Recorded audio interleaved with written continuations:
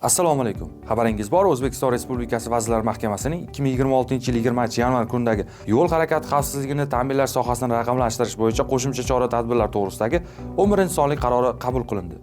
Ushbu qarorga asosan 2026-yilning 1-fevral kunidan boshlab ishlab chiqarilganiga 50 yil va undan ortiq bo'lgan transport vositalarini O'zbekiston Respublikasi hududida foydalanish, ro'yxatdan o'tkazish taqiqlanishi va bunday transport vositalari davlat ro'yxatidan chiqarilishi belgilab qo'yilgan.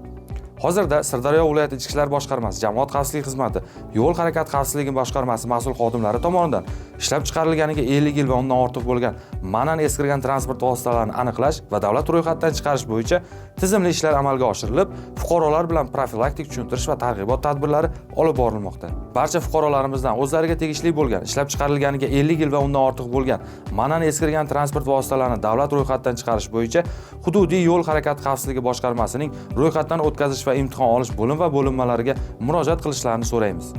Eslatib o'tamiz, ma'nan eskirgan transport vositalarini davlat ro'yxatidan chiqarish bo'yicha xizmatlar mutlaqo bepul amalga oshiriladi.